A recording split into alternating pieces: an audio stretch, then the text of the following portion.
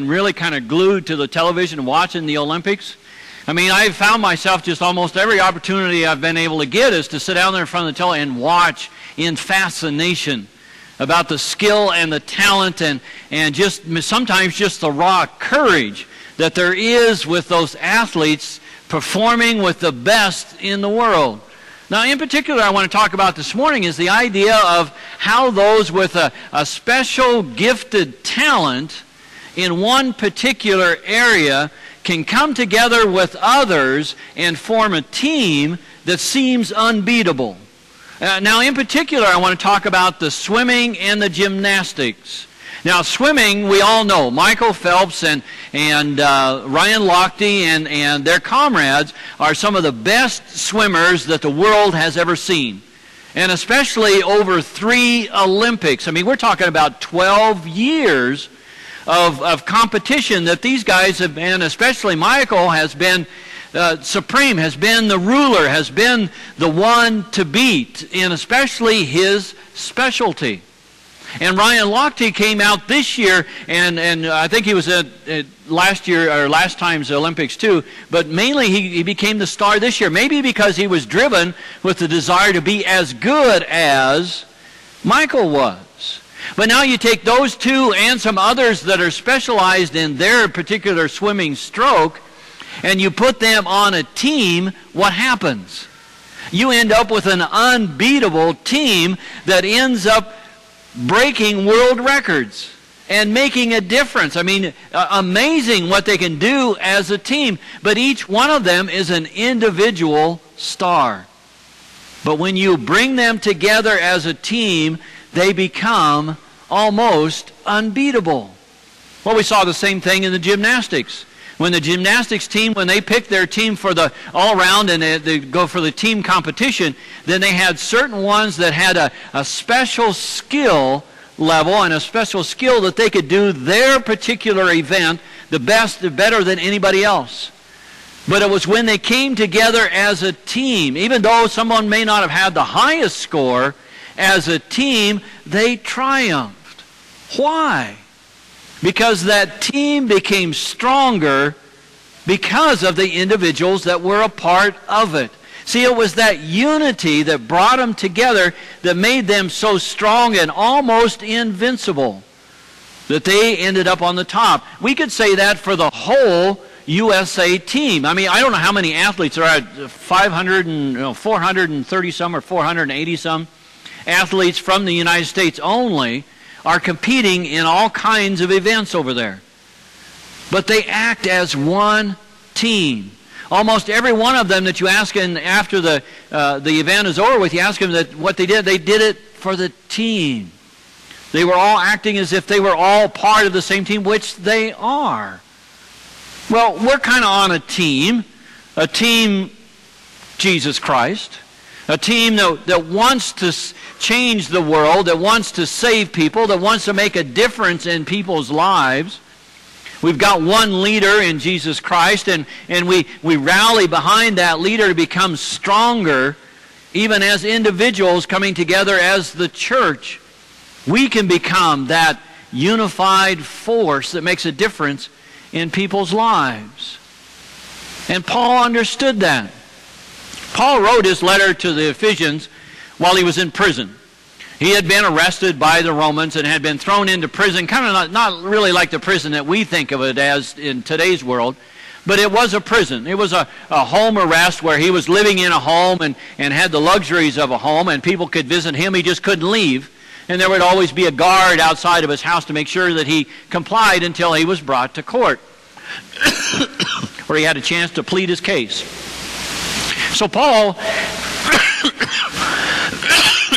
excuse me, Paul is writing from this prison that he's in to this church that he started in Ephesus to try and get them to start working together.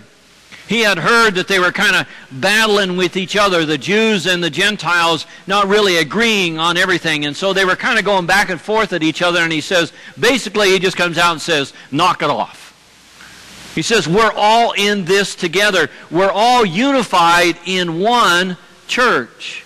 We are one people. We are the church of Jesus Christ. And so he really commends them in doing that. So when he gets to this 4th chapter of his letter to the Ephesians, he's beginning to really introduce them into this idea of what it means to be one in the Lord. He begins by saying, I'm a prisoner of the Lord, but then he says, he identifies them in the qualities that they are to have. This quality of relationship that they should have with each other. He says, always be humble and gentle. Be patient with each other, making allowance for each other's faults because of your love. Make every effort to keep yourselves united in the Spirit, binding yourselves together.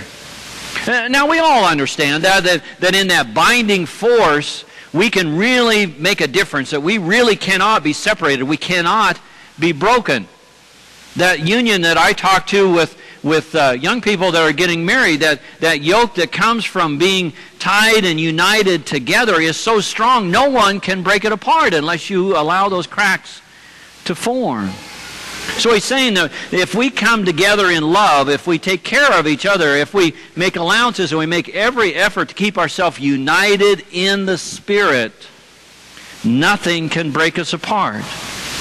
See, Paul's concept of the church is what we should be grasping onto. He says the church is not a building that one goes to once or twice a week, or 3 times a week, or 4 times, whatever it is. That is not the church. It's experiencing church that isn't about the quality time that's spent in this place built just for worship or just for Sunday school or teaching and all those kinds of things. That isn't what it's about. Church is the people that are gathered together. Church is bringing all of this community together. It's when we have experienced this relationship, this linkage that there is, when we gather around the good news, when we share common beliefs with each other, when we share practices together, when we start living a shared life of grace and peace and love and truth and all those things that make us who we are. When we start experiencing those things, then we become united in who we are. We become the church that God has called us to be. And that's the kind of church that Paul was talking about. It's the kind of church that God wants for us even today. He wants us to be united in what we not only believe, but what we do. So if we have this kind of quality, then we know that we can build around it so that we can come together, just as I was demonstrating with the kids. If we bind that together, nothing can break us apart. There is nothing in this world that can separate us. Paul wants that kind of unity, not only for the church in Ephesus, but the church today. It was bothering him that there was this bickering going on between these factions. He didn't want that. In just 3 verses there, he begins to build this picture of what the church is to be. He uses the word one 7 different times. Listen to it. And listen for it when it starts showing up. For there is one body and one Spirit, just as you've been called to one glorious hope for the future. There is one Lord, one faith, one baptism, and one God and Father who is over all and in all and living through all. You see, those ones all come together and they're united by what? Not by rope or ideas. No, they're united because they all have a grace and peace and an understanding of who God is and who God wants them to be. And when we start to understand that, when we come to that realization, then we know where God wants us to be. It's that harmony that brings us together that gives us our identity. And when we begin to understand what our identity is, then we can go out and we can maintain it, we can use it, we can change it. And we can start making a difference. That unity, well, let me explain it this way. Unity is kind of like a clean house. Now, this is Carolyn's forte. I mean, you can see her any day of the week, and she's cleaning some part of that house. She wants to make sure that if somebody comes unexpectedly at the door, what they see